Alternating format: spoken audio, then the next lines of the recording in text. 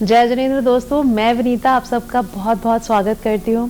दोस्तों, आज मुझे बहुत ही खुशी हो रही है कि आज मेरे साथ ऐसी दो शख्सियत हैं जो कि जैन समाज के लिए धार्मिक कार्य तो करती ही हैं, साथ ही जो हमारे साधु संत हैं उनके लिए भी सेवा का कार्य करती हैं।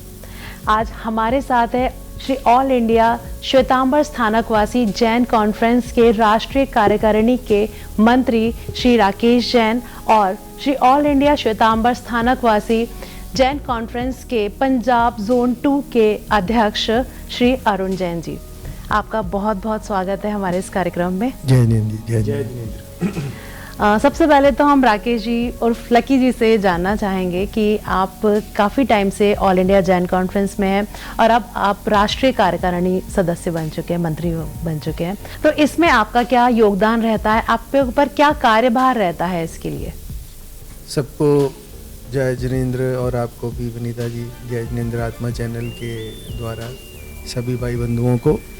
आपने जो प्रश्न पूछा है कि हमारा जो ऑल इंडिया जैन कॉन्फ्रेंस है, जो हम लोगों को जिम्मेदारी मिली है, राष्ट्रीय मंत्री पद में मेरे को मिली है, तो हमारा सबसे पहला जो कर्तव्य है वो ये है कि हमारा जो श्रमण संघीय व्यवस्थाएं हैं, हमारे प्रथम पटदर आचार्य श्री आत्माराम जी महाराज साहब से लेके आज तक जो हमारे चतुर्थ पटदर आचार्य श्री डॉक्टर शिव मुनि जी महाराज साहब जो धर्म के प्रति या जो भगवान महावीर की वाणी का जो संदेश वो सारे जग में फैला रहे हैं, उन सिद्धांतों को कायम रखना, उन सिद्धांतों के अंतर्गत उनके अंदर रहकर अपनी सीमाओं में रहकर अपने धर्म का और अपने समाज के लिए कार्य करना। और ये सबसे बड़ी हमारे लिए बहुत बड़ी बात है कि आज जो हमारे आचार्य हैं आज वर्तमान में, वो भी हमारी इसी पंजाब की धरती को बिलोंग करते हैं और हमारी जिम्मेदारी और भी बढ़ जाती है। लेकिन कुछ चीज़ें हैं जो ऑल इंडिया जैन कॉन्फ्रेंस अपने तरीके से भी चलाती है,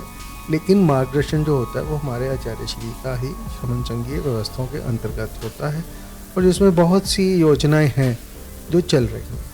उसमें उन योजनाओं में जैसे कोई मानव सेवा की योजना है, कोई जीव दया की योजना है, और भी कोई ज्ञान प्रकाश की योजना है, व्यावच योजना है। तो ये सारी योजनाएं जो हैं उसके ऑल इंडिया जैन कॉन्फ्रेंस चलाती है और वो नेशनल बॉडी से चल के वो नीचे स्टेट लेवल तक आती है और नेशनल बॉडी ने जो काम करने हैं वो अपने स्टेट्स को देते हैं और आगे उसी मार्गदर्शन में सारी चीज़ें चलती हैं, जिसमें लोगों के लिए शिक्षा का, बच्चों को जो ज़रूरतमंद बच्चे हैं, उन जो नहीं पैसा दे सकते, फीस नहीं दे सकते, उनकी फ़ीस की व्यवस्था करनी, या कोई मेडिकल व्यवस्था है इमरजेंसी जिसमें कि 25,000 रुपये तक की अनुदान की राशि जो है डायरेक्ट आती है। तो कोई भाई बंधु श्रावक बीमार हो जाते हैं या उनको सहायता देनी होती है। और भी कई चीज़ें हैं जिसमें सिलाई मशीनों का वितरण है, ट्राईसाइकिल्स का वितरण है, अंग वितरण है। तो ये बहुत सारी योजनाएं हैं इसके अंतर्गत चलती हैं और ये काफ़ी सालों से ये चली आ रही हैं और लोगों ने इसका फ़ायदा भी उठा रहे हैं और आने वाले दिनों में इन योजनाओं को हम और भी दुगने तिगने तरीके से मतलब इसका प्रचार प्रसार करने की कोशिश कर रहे हैं, क्योंकि हमें बेसिक ये परेशानी आती है कि जो जैन बंधु हैं वो अपने से बाहर निकल के नहीं आते कि हमें सहायता की ज़रूरत है। ये सबसे बड़ी जो एक समझिए आत्मसम्मान की बात है कि कुछ भी आप इसको समझिए, बहुत कम लोग बाहर आते हैं कि वो आके बोलते हैं कि जी हमें सहायता की ज़रूरत है। तो ये पिन पॉइंट करना पड़ता है कि कौन कहाँ है, पर्सनली जाना पड़ता है। तो ये सारी चीज़ें जैन कॉन्फ्रेंस के अंतर्गत आती हैं। तो इस कार्य में आप कितना सफल रहे हैं, कितने लोगों को आप सहायता अभी तक दे पाए हैं? ऐसा है, हमारा जो एजुकेशन का चल रहा है, जो बच्चों को हम फीस भेजते हैं वो मेरे को लगता है जोन 2 में 35 से 40 बच्चे जो हैं वो उनको फीस आती है साल की 3,000 से लेके 12,000 रुपये तक। ओके। और ये तीसरी क्लास से लेके 12वीं तक। तो ये आप कैसे पता लगा पाते हैं कि ये जो हमें ज़रूरतमंद लग रहा है परिवार, ये सही में ज़रूरतमंद है? ये चीज़ें, एक तो इसका सबसे बड़ा हमारा जो माध्यम है वो हमारे गुरु भगवंतों के पास लोग आ जाते हैं, क्योंकि गुरुओं से बात करने में लोगों को हिचक नहीं होती अपने गुरु भगवंतों से। और दूसरा, हमारे जो संघों के अध्यक्ष हैं, कहीं ना कहीं उनको पता होता है कि ये परिवार कहाँ कमज़ोर चल रहा है। तो उनके माध्यम से ये चीज़ें आती हैं। और हमने ये बड़ा ओपन कर रखा है कि जिस इलाके के लोग हैं उस इलाके के अध्यक्ष महोदय अगर उस फॉर्म को साइन कर देते हैं तो बिना किसी रोक टोक के वो फॉर्म आगे जाता है। और उसकी डायरेक्ट जब एक बार फॉर्म यहाँ से चला गया तो वो डायरेक्ट दिल्ली सेंट्रल ऑफिस से खुद डायरेक्ट वो फ़ोन करके बात करते हैं और उनके चेक सीधे स्कूल के नाम पे बन के आते हैं। उसमें कोई भी मिडलमैन नहीं है। एक बार फॉर्म अध्यक्ष महोदय ने वहाँ लोकल ने साइन कर दिया तो हमारी ये बेसिक ड्यूटी बन जाती है कि हमें वो साइन करना ही होता। तो इसमें ये चीज़ें बड़ी अच्छी हैं। और बाकी तो अब क्या कह सकते हैं कि लोग कितना लेना चाहते हैं कि, लेकिन हम ये चाहते हैं कि हमारे लोग आएँ, जो ज़रूरतमंद हैं वो ओपन आएँ। और मैंने कई ऐसे देखे हैं लोग जो इस योजना से पढ़कर आगे बढ़े और उच्च पदों पर चले गए और उन्होंने अपनी जिम्मेदारी ले ली कि हम जैसे हमें पढ़ाया गया है हम भी आगे किसी को पढ़ाएंगे, और वो अनुदान की राशि भेजते हैं। तो समझते हैं कि ये हमारे ऊपर जो पुण्य किया है कॉन्फ्रेंस ने या कुछ लोगों ने, तो वो चाहते हैं कि हम इसको उतारें इस ऋण को, और हम जैसे हमारी सहायता हुई है वैसे ही हम दूसरों की भी करें। बिल्कुल सही बात है। ये बहुत बड़ी चीज़ है। तो बहुत अच्छी बात है कि आप समाज के लिए, हमारे साधु संतों के लिए इतना अच्छा आप कार्य कर रहे हैं, और हमारा जैन कॉन्फ्रेंस स्पेशली इसके लिए बहुत अच्छे से काम कर रहा है। साथ ही अरुण जी से भी मैं जानना चाहूँगी कि सबसे पहले तो आपको बहुत बहुत बधाई, इतना आप पे भरोसा किया ऑल इंडिया जैन कॉन्फ्रेंस ने और आपको अध्यक्ष पद संभालने का मौका दिया गया आपको। आत्मा चैनल के सभी दर्शकों सादर जय जिनेंद्र, जय महावीर। धन्यवाद या शुभकामनाएं मेरे लिए नहीं, मैं अपने आप को धन्यवादी समझता हूँ कि समाज ने मेरे को इस लायक समझा कि सर्वसम्मति से मेरे को पंजाब जोन 2 का अध्यक्ष मनोनीत किया। अभी जैसे आपको ये कार्यभार सौंपा गया है तो अब आप क्या इसमें नया करने वाले हैं? आपको इस अध्यक्ष पद के लिए चुना गया है तो कुछ ऐसा जो अभी तक नहीं हो पाया है? ऐसा है जी, राकेश जी लकी भैया ने सारी चीज़ें आपको बड़े विस्तार से बता दी हैं। उनका एक्सपीरियंस मेरे से कई गुना ज़्यादा है और इनके साथ रहते रहते मेरे को भी 4 से 6 साल का एक्सपीरियंस है।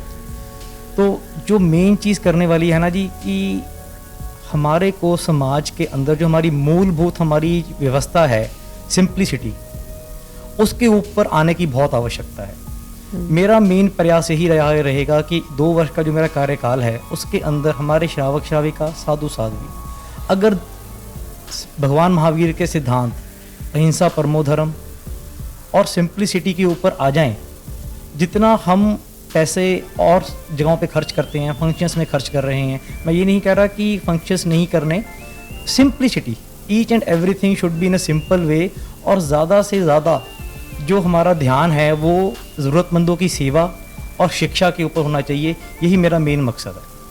सिंप्लिसिटी और ज़्यादा फालतू खर्च नहीं करना, ये तो हमें कोरोना काल सिखा के गया है कि पैसा हमें कहाँ किस समय कैसे खर्च करना चाहिए। परंतु फिर भी ऐसी चीज़ें हैं, हम अपने ऊपर बहुत से ऐसे जो अपने ऊपर पैसा खर्च कर देते हैं, अगर वही पैसे को हम कंट्रोल कर कर अपने समाज के ज़रूरतमंदों और शिक्षा के क्षेत्र के ऊपर लगाएं तो हमारा समाज बहुत आगे जा सकता है।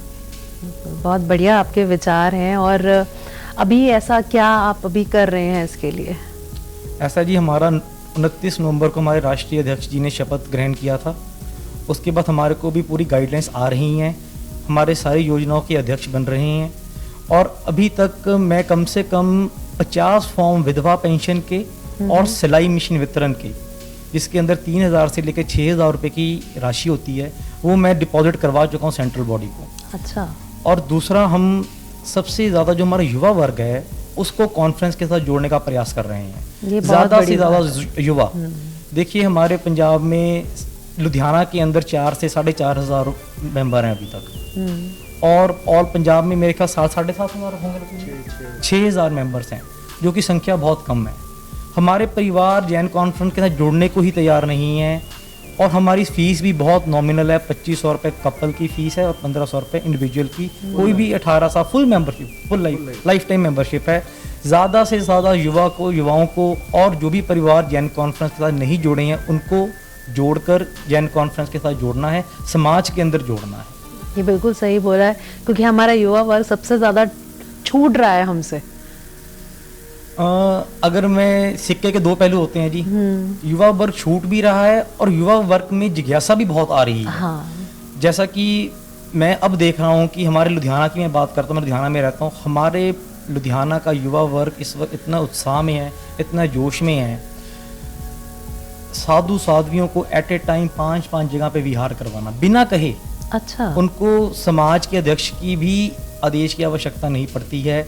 युवा वर्ग इतना सक्रिय हो चुका हुआ है लुधियाना का, खास करके मैं आपको गारंटी से कहता हूँ हमारा युवा वर्ग लुधियाना का अति सक्रिय है इस वक्त। जो भी साधु साध्वी हों, बड़े हों छोटे हों, कोई फर्क नहीं है। एक आदेश आता है, 2 से लेके 10-10 हमारे युवा साथी उनको विहार से 5 बजे लग जाते, 11-11 बजे तक विहार करवा कर आते हैं। अच्छा।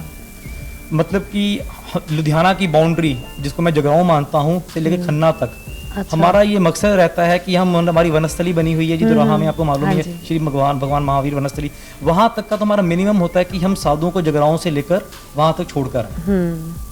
और उसके आगे भी अगर आवश्यकता पड़ती है तो हमारी टीम जाती है। अच्छा, मतलब युवा वर्ग जुड़ा हुआ है पूरा आपके साथ, बिल्कुल, और जोश के साथ जुड़ा हुआ और है। उनको किसी भी की चीज़ की देश की आवश्यकता नहीं होती, वो अपने आप आगे आ रहे हैं।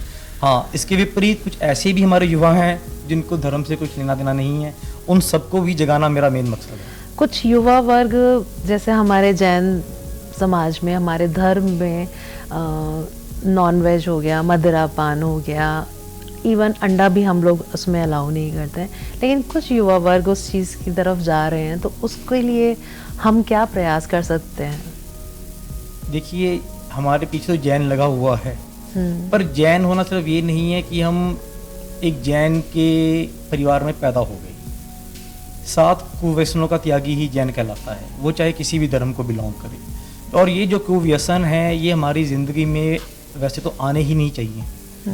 युवा वर्ग आजकल भौतिक जो सुविधाएं हैं ना, उसको देखकर, इसके अंदर अपनी कंपनी को देखकर, अपनी फैसिलिटी को देखकर, अगर वो ये सब चीज़ों से ना, उनको ये लगता है कि अगर मैं ये चीज़ नहीं करता ना, तो मैं समाज से पीछे जाता हूँ, मेरे फ्रेंड्स स्टेटस सिंबल बन गया है। परंतु अगर हम उसी समाज में रहकर अपनी आइडियोलॉजी पे कायम रहते हैं ना, तो उससे भी बड़ा स्टेटस सिंबल है हमारी। वहाँ पर ना वो देती है, मिसाल दी जाती है कि हाँ जी, ये बंदा 1000 लोगों की पार्टी में है, इसने सिगरेट को, इसने शराब को हाथ नहीं लगाया। इवन मेरे साथ ऐसे भी युवा हैं, हम पार्टी में चले जाते हैं, मैं भी युवा, मेरी 43 ईयर्स की एज है, हम भी चले जाते हैं, मनोरंजन बहुत आवश्यक है। हाँ, परंतु हमने वहाँ पर क्या है कि दिन छुपने के बाद खाना नहीं खाना, या सिर्फ पानी ही पीना है। अगर हम वो अपनी चीज़ें रखते हैं ना, तो बाकी लोग हमारे ऊपर अट्रैक्ट होते हैं कि हाँ, कम से कम एक आदमी ने तो, जो जैन आया था, तो वो उसके ऊपर कायम रहा। नहीं तो आजकल तो लोग ये कहते हैं, तुम सिर्फ नाम की जैनी हो, हाँ। अब करते सब कुछ हो।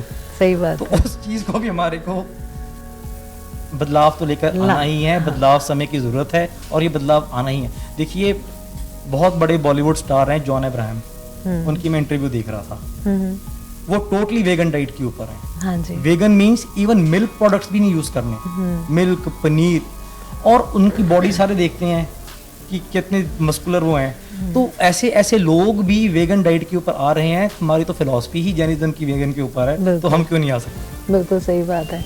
मतलब एक तरीके से आप युवा वर्ग को भी प्रोत्साहित कर रहे हैं कि जैन धर्म से जुड़े, समाज से जुड़े, साधु संतों की सेवा के लिए भी आगे आएं और कुव्यसनों से दूर रहें। ये तो हमारी बेसिक प्रिंसिपल्स हैं जी।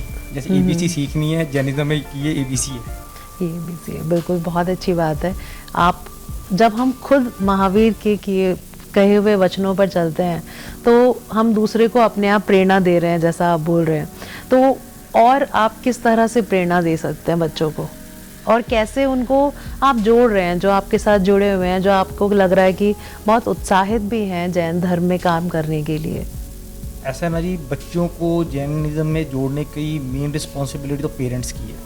अगर मैं एज अ पेरेंट अपने बच्चों को स्थानक तक या अपने गुरुओं तक नहीं लेके जा पा रहा, या मेरे परिवार के बच्चे उसके अंदर नहीं जुड़ पा रहे हैं, तो इस समाज का इसके अंदर दोष नहीं है, ये दोष मेरा है। तो हम as a parent, as a adult अपने आप को, अपने बच्चों को आगे लेके आना हमारा फ़र्ज़ है। तभी हमारा कम्युनिटी, हमारा जैनिज्म बचेगा और आगे बढ़ेगा। बचना तो है ही है, आगे उसको बढ़ाने के लिए ये पेरेंट्स की रिस्पॉन्सिबिलिटी है। पेरेंट्स को एक्चुअली बच्चों की जो स्टडीज़ हैं, बच्चों का करियर है और ट्यूशन्स हैं, वो ज़्यादा इम्पॉर्टेंट लगता है।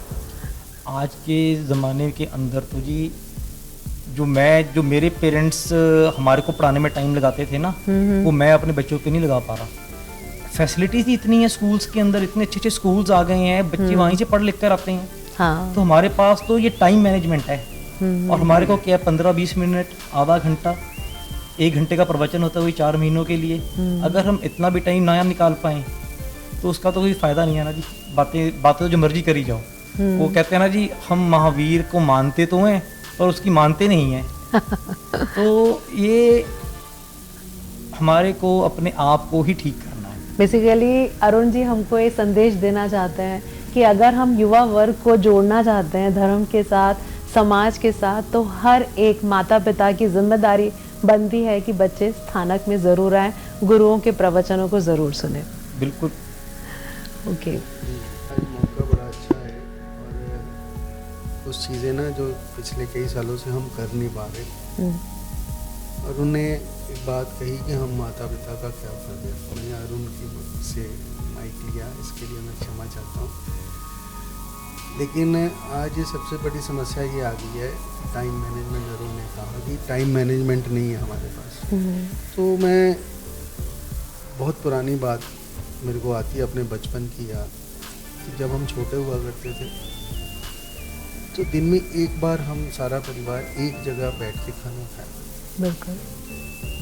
वो पद्धति गायब हो गई, और उसका आज ये नतीजा है कि माँ बाप और बच्चों के रिश्तों में बहुत फ़र्क आ गया, और मटेरियलिज्म होने के कारण हर एक को आपाधापी पैसे की पड़ी है। लेकिन ये पैसा तब तक नहीं साथ देगा जब तक हम इकट्ठे हैं। और आज ये हमें दोबारा से वही पुरानी पद्धति लानी पड़ेगी कि दिन में हम एक बार टेबल पर बैठकर या ज़मीन पर बैठकर इकट्ठे बैठकर खाना खाएं, या नाश्ता करें, या बात करें, या एक टाइम बैठकर कोई 5, 7, 10 मिनट के लिए कोई पाठ, जाप, कोई ज्ञान की बात आपस में चर्चा करें। और ये जो संवाद है, जब से ये संवाद खत्म हुआ है तो ये विवादों का घर हो चुका है। संवाद रहेगा तो विवादों का हल होता रहेगा। अगर संवाद ही खत्म हो गया तो ये विवाद हमें हमारी जड़ में चले जाएंगे, घुस चुके हैं।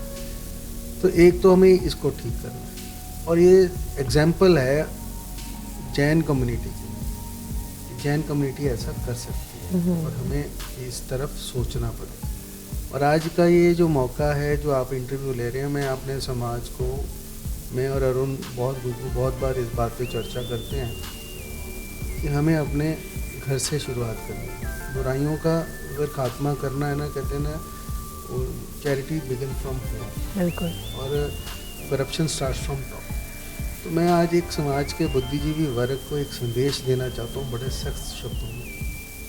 हम ना कर सके तो हम पछताएंगे, हमें करना होगा। आज मैं एक छोटी सी एग्जांपल देता हूँ कि आज हम किसी भी रस्म क्रिया पे चौथे पे जाते हैं, तो वहाँ जब ऊपर से या जैसे भी नीचे भोजन की तरफ बढ़ते हैं हम लोग, तो उस दौरान देखा गया है कि अमूमन ये होता है कि 3-4 सब्जियां होती हैं, और तरह तरह के व्यंजन बनने शुरू, तो अब 5 स्टार चौथे शुरू हो गए। तो मैं समाज के बुद्धिजीवी वर्ग को और जो बड़े परिवारों को आज ये एक विनती हाथ जोड़कर विनती करना चाहता हूँ कि इस प्रथा को रोकिए। वैसे भी मृत्यु उपरांत भोजन जो होता है उसमें सादगी होनी चाहिए। अगर आज देखिए कि अरुण ने क्या कहा, सिंप्लिसिटी। तो हमारे धार्मिक कार्यक्रमों में, सामाजिक पारिवारिक कार्यक्रमों में सिंप्लिसिटी कहीं नहीं बची, और हमारे रस्म क्रिया चौथे भी इसकी लपेट में आ गए, और इतना खर्चा हम लोग करने लग गए। ठीक है, बड़े परिवार, मध्यम वर्गीय परिवार कर सकते हैं, छोटे परिवारों के लिए बहुत बड़ी मुसीबत है। बिल्कुल सही बात है। और उस मुसीबत का सबसे बड़ा कारण ये है कि कोई आदमी बीमार हो जाता है, 2, 4, 5, 10 लाख ऐसे ही खर्चा हो जाता है। एक तो वो परिवार वैसे ही निचुड़ चुका होता है, और ऊपर से 1-2 लाख रुपए का ये भी खर्चा। तो ये बहुत बड़ी समस्या है। अगर इसको ऊपर हमने चिंतन ना किया ना, तो ये किसी न किसी दिन विद्रोह की स्थिति आ जाएगी।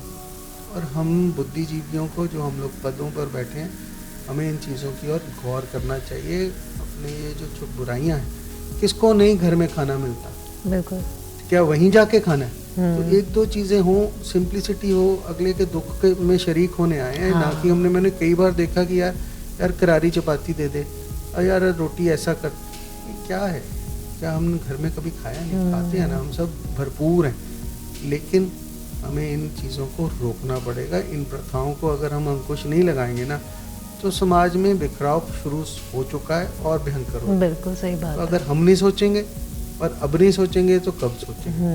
हम लोगों का पद पे आने का मतलब क्या है? हम लोगों को पद पे आने का मतलब ये थोड़ी है कि हार माला शॉल डलवाई, चलो आगे निकल गए। हम लोगों को भगवान ने पद इसलिए दिए हैं, उसकी मेहनत से, हम उसकी आशीर्वाद से हमें पद मिले। अगर हम समाज का कुछ भला नहीं कर सके ना, तो हम कम से कम बुरा भी ना करें। और ये बुराइयां हमारे रहते हुए चल रही हैं, अगर हम इसको कंट्रोल ही नहीं कर सके तो फिर हमारे जैसे कई आएंगे, कई चले जाएंगे और कोई याद नहीं करेगा। तो हमें इन लोग चीज़ों को रोकना है और अपने घर से रोकना पड़ेगा।